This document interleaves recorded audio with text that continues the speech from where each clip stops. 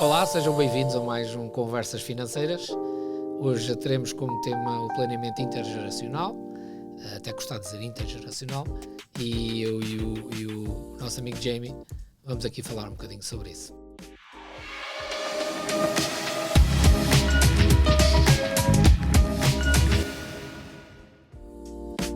Olá, Jamie. Olá, Mais um. cá estamos mais uma vez.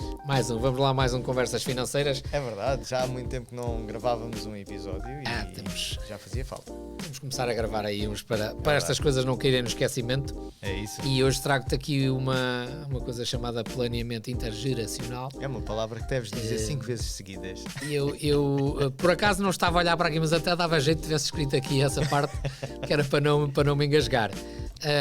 Basicamente estamos a falar, antes que tu perguntes, ias perguntar Ia isso. perguntar, então vamos ver o que é isso, não é? Então vamos lá a isso.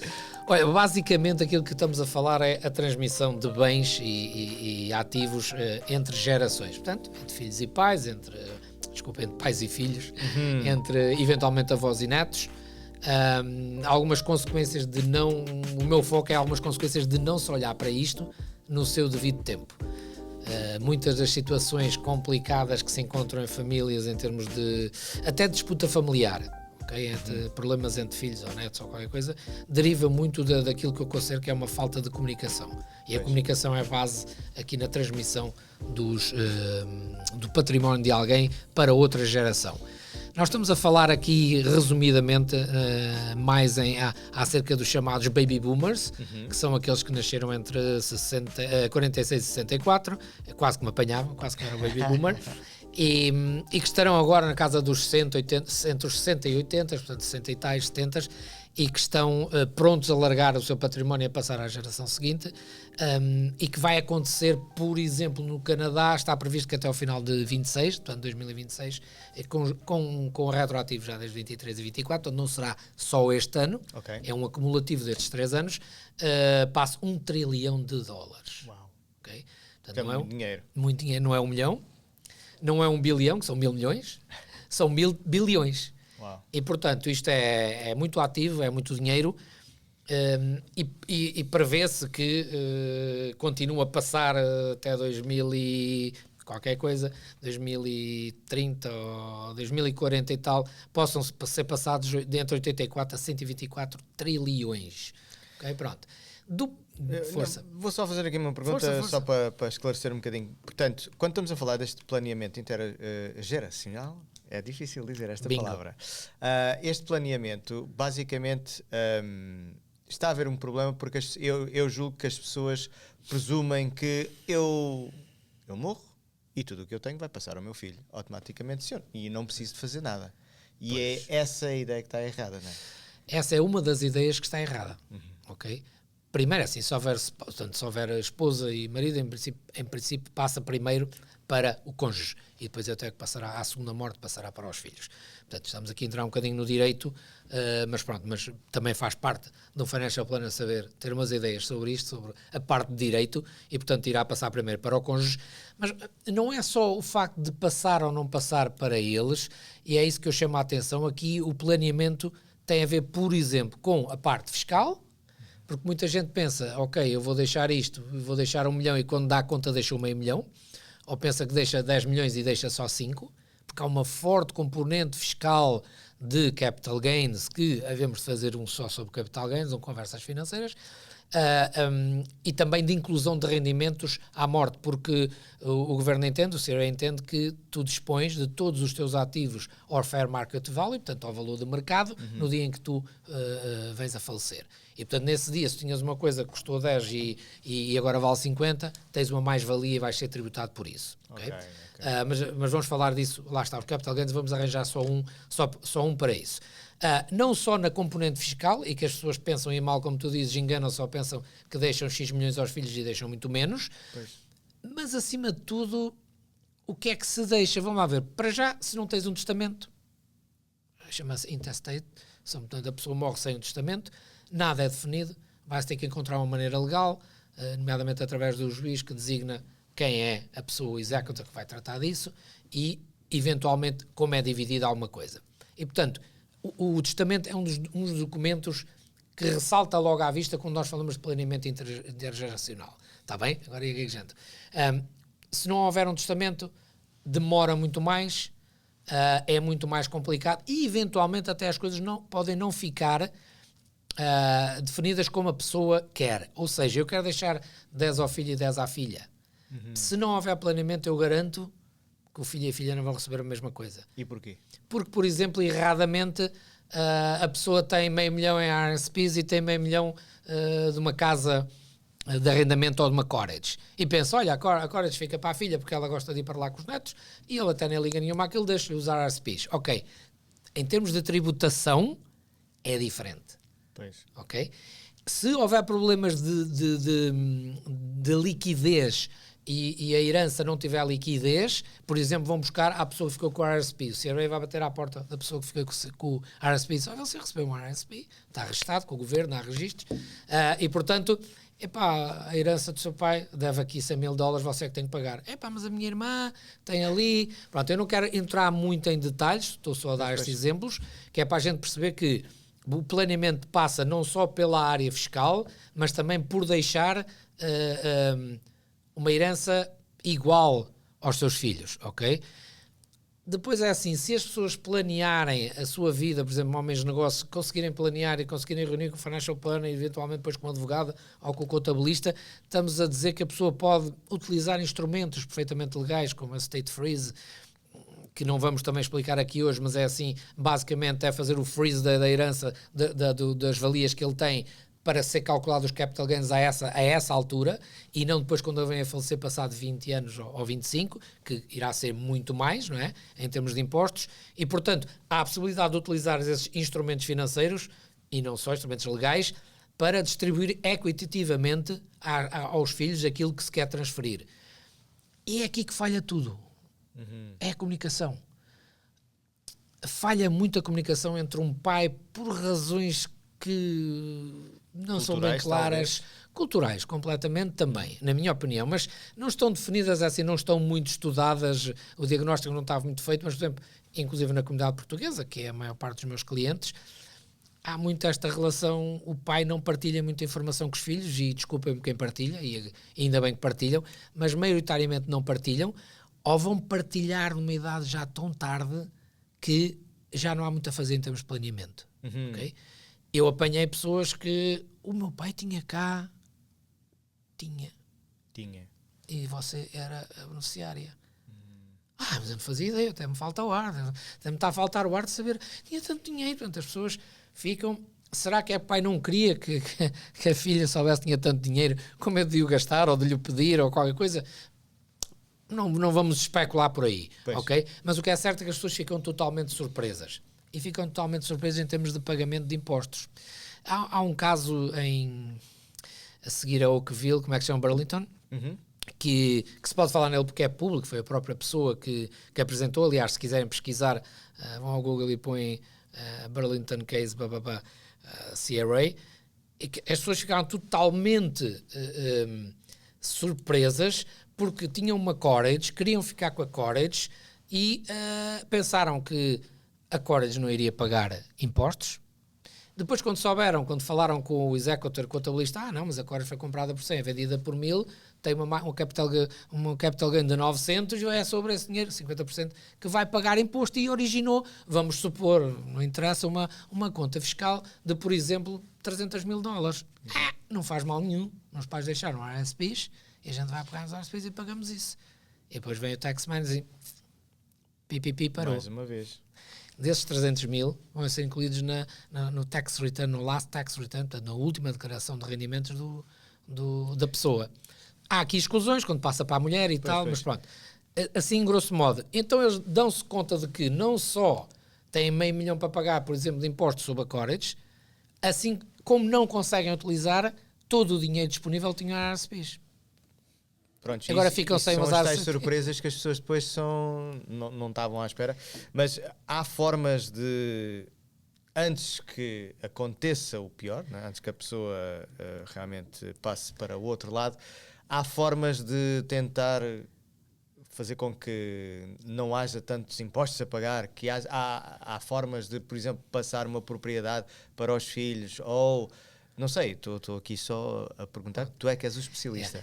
Não, mas essa é outra questão, é assim, não vamos entrar lá, cada caso é cada caso, e tem que ser trabalhado e tem que ser calculado os valores, tudo isto mete números, há muita gente que não gosta de números, mas tudo isto mete números. Essa é outra das questões que eu às vezes me deparo com a... Sim, vou responder à tua pergunta, já, efetivamente. Ok? Há quando atempadamente. Porque se já não é atempadamente, provavelmente não vai poupar muito, nem vai ter muito efeito. Okay? Portanto, há que pensar o que é que já se tem aos 50 anos, o que é que se projeta ter aos 60, e não estou a dizer que isto é um caso linear, ou seja, pode ser mais tarde ou pode ser mais cedo. Há instrumentos que nos permitem, instrumentos legais, portanto, convém dizer, não estamos aqui a falar de falcatruas nenhumas, que permitem aliviar essa carga, porque é assim, toda a gente costuma ser, não se consegue evitar nem a morte nem os impostos, mas consegue-se evitar pagar tanto imposto, ok? E, portanto, vai aliviar a carga fiscal. Essa história que eu também ouço muito, mas eu ponho em nome dos meus filhos, ou eu já pus o depósito no banco em nome do meu filho, já somos 2, sabe quais são as desvantagens de fazer isso agora? Sabe quais são as desvantagens que pode ter a seguir quando quiser mexer no dinheiro? Sabe as implicações legais que tem, por exemplo, se o seu filho é casado e já tem uma nora? E, portanto, são essas pequenas questões. Sim, há instrumentos para fazer, mas nenhum destes instrumentos pode ser à luz de, ok, não quero dizer isto de forma depreciativa, mas ir ao banco e dizer a pessoa, não, isso mete já isto em nome da conta em nome dos 3. Do filho, da filha, exato, e seu nome e tal, e tendencialmente o pai vai dizer, e ainda bem, que confia nos filhos. Claro. Mas a vida, eu não tenho 20 aninhos, tenho 60, e a vida já me ensinou que muitas coisas que hoje são verdade, amanhã não são. Nomeadamente através de casamentos, divórcios e outras questões. E depois netos e por aí abaixo. Portanto, quando se fala nisto há uma... E essa eu ouço muito. Põe o nome dos filhos. E a casa? Põe o nome dos filhos. Vai originar o quê logo? A disposição de metade da casa. Vai originar o quê? Pagamento de impostos. A pessoa está a tentar evitar pagamentos no futuro de impostos. Se não for, eu não estou a falar da casa principal, portanto, por isso é que eu digo, vamos falar, quem quiser fala que Financial Planner para marcar, pois, e tem que ser eu. Depois também estou a pensar num facto, se calhar estou a pensar demais aqui, mas, por exemplo, vamos supor que os pais faleceram e passam a tal dita casa para o filho ou para a filha. Mas o filho ou a filha já tem outra casa. Portanto, o que é que se vai passar? Essa segunda casa passaria para o nome dele, já seria uma segunda casa, em termos de impostos e todas essas coisas. Portanto, aí é o que tu dizes, que tem que se ver realmente os casos e ver qual é a melhor forma de se passar, entre aspas, a casa para os filhos. Não é? A tributação é feita sempre a quem morre. Quem morre, ou se for o spouse, pode fazer o delay para fazer o atraso de pagamento de impostos. Lá está, ativos diferentes, consequências diferentes, mas pode-se fazer e só pagar à morte do segundo, do cônjuge, ok? De qualquer maneira é aí que se vai pagar. Estavas a falar, por exemplo, de uma casa de habitação em que, por exemplo, não há pagamento de imposto quando a pessoa vem a falecer, porque a chamada principal residence está isenta de pagamento de imposto. Exato. Mas a partir daí, quando é transportada para o ownership, portanto a propriedade para os filhos, a partir daí começa a entrar toda a valorização que houver aí, começa a entrar nos filhos. Mas é só a partir daquela data que passa para o nome dos filhos? Só a partir dessa data. É. Porque não, por exemplo, vamos supor que os pais tinham comprado a casa nos anos 70 e compraram por $100 mil. Hoje em dia a casa vale 2, 3 milhões de dólares. Se calhar há por aí uns casos, não é? E há alguns casos, de certeza. Mas, portanto, quando passa para os filhos, a casa é avaliada na altura que se passa aos filhos. O fair market value, é o da altura. Ok, exatamente. Okay? Esse é dos poucos casos que não deve preocupar, que preocupa muitas pessoas, às vezes. Curiosamente, quando me procuram, essa é uma das principais perguntas. É a minha casa, casa calma. E eu não estou a dizer que está isenta, é assim, tem que cumprir certos critérios. Claro. Que não tem nada de especial, são critérios básicos, portanto não é, eu diria que, sei lá, não sei, 90, 95 ou 98% se calhar das pessoas estão incluídas nesse critério.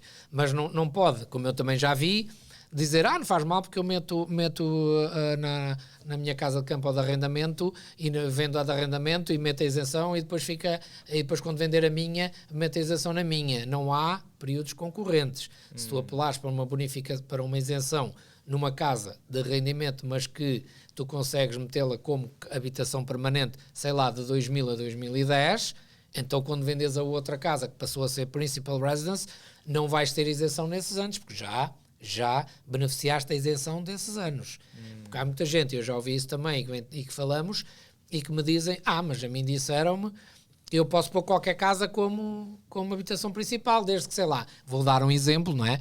Desde que eu tenha a conta da luz, ou tenha a conta da água, ou pago não sei o quê, e tal, essa é a minha habitação principal. Estamos a falar de casos de pessoas que têm mais que uma habitação.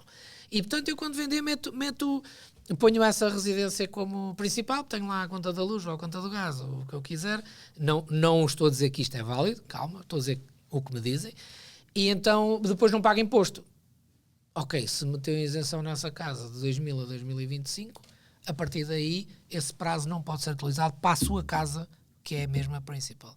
Porque é aquela casa, vou dar a volta aqui ao CRA e vou pagar menos porque meto a isenção e a seguir depois meto da minha. Não, eles não são estúpidos, como é lógico, não é? Claro. Se já usufruíste de uma determinada isenção, não vais usufruir dessa. Isto é realmente uma questão que me aparece muito sobre a casa principal residence.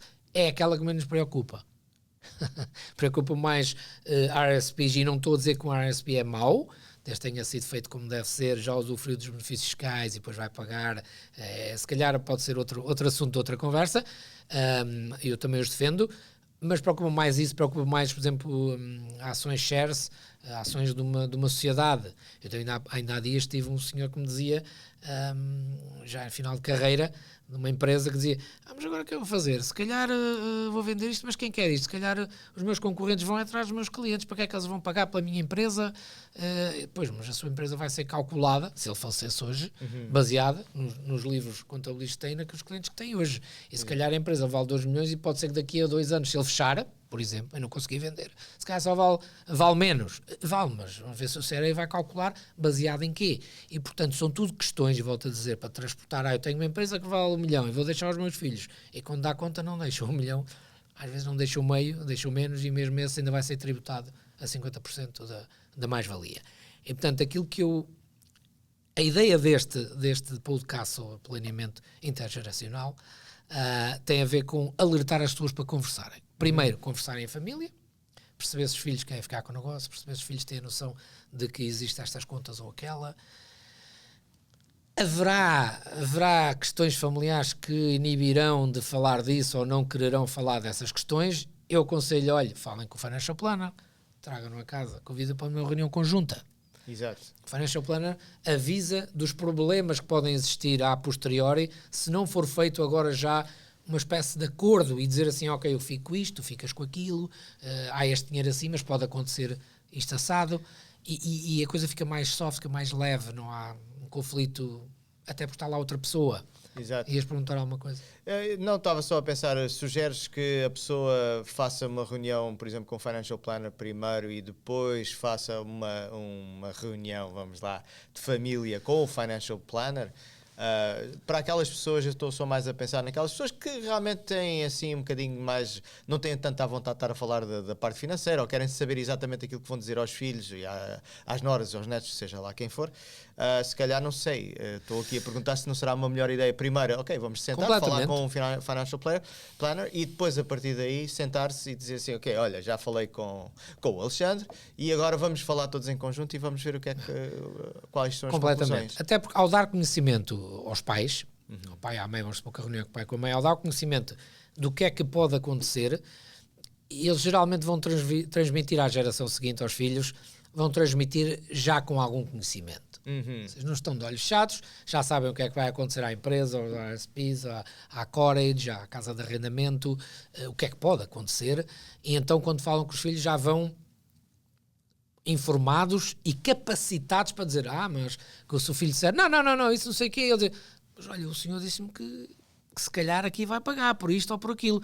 E eles ficam, é, porque também é natural que os filhos sei lá, alguém com filhos de 20 e tal ou 30 anos, uma conversa destas, eles têm tendência, eu também já tive essa idade, não estou a dizer que sou melhor nem pior, não é preciso, e não sei o quê, isso vamos agora gastar dinheiro, é logo a ideia, vão ao financial planner, ele vai cobrar não sei quanto para fazer o coisa e vai... Mas é uma fração tão mínima daquilo que depois podem poupar se não o fizerem. Mas há também esse receio, não é a primeira vez que me dizem, e portanto sim, para mim, totalmente de acordo, casal, de preferência casal, senão vai ele ou vai ela, quem dominar os assuntos ou quem quiser dominar os assuntos, temos uma reunião, explicamos, informamos e a pessoa a seguir fala com os filhos e depois marca uma reunião com todos juntos e discute-se as soluções e prepara-se as soluções.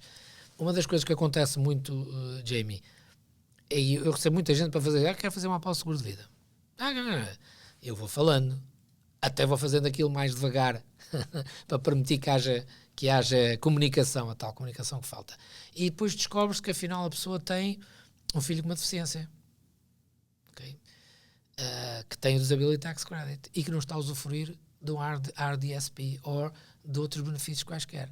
Ou descobre-se que a pessoa afinal tem um filho de outro casamento e há questões legais aqui. Pois, eu estava a pensar exatamente nessas hipóteses de haver mais do que um casamento, ter havido mais do que um casamento durante a vida das pessoas, não é? Portanto, estamos a olhar para outras vidas, outros filhos e tudo isso, quer dizer, complica, entre aspas, essa parte final. Complica ou inibe totalmente aquilo que a pessoa pensa que vai fazer.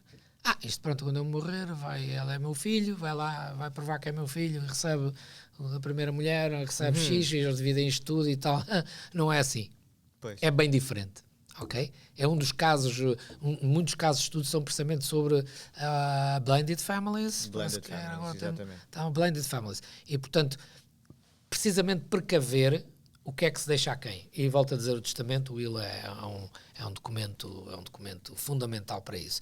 E depois há probate fees, e as probate fees depois incluem accountant fees, legal fees, advogado, há instrumentos financeiros que permitem legalmente passar fora do state e não entra probate fees. Se poupar num $1 milhão, se poupar 5% em custos, que são muito mais, 5% em custos, estamos a falar de 50 mil, não é?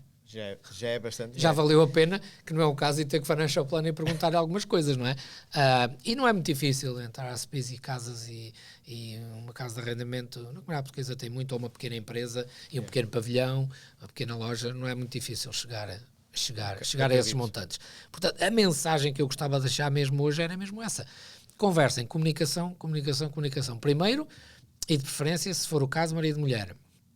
Até para definirem, porque depois já há filhos diferentes, há pais que querem deixar igual independentemente dos filhos que têm e do comportamento dos filhos, há outros que não querem, eu também já tive disso tudo e então dividem tudo para um dentro da legalidade, o que pode ser para um.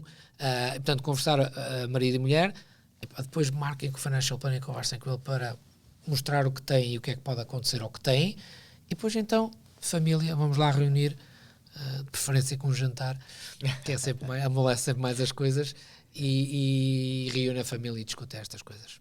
Pronto. Ok? Era hoje, isto hoje era o que eu trazia para conversarmos. O que trazias, não trouxeste. O que eu trouxe, exatamente. Portanto, vamos estar muito brevemente com outros temas no Conversas Financeiras e, claro, espero que ponham os likes, façam comentários, que façam perguntas eventualmente. Cada caso é um caso, portanto não é fácil responder. Eu hoje já respondi a muita coisa a ti que não gosto de responder publicamente porque vão dizer, ele disse que isto. Portanto, recorram sempre a um financial planner, ou advogado. Portanto, todos os conselhos que são dados aqui, conselhos não, todas as conversas que temos aqui não podem servir de conselho legal. Ou seja, não, ele disse isto, não, cada caso é um caso. Tá bem? E nós temos a tua informação também na imagem, portanto podem te ligar, podem enviar um e-mail, seja o que for. E como tu disseste, deixar um comentáriozinho, nós reencaminhamos para ti. Sim, porque tu é que és o perito, não somos nós. Vamos a isso. Até à próxima.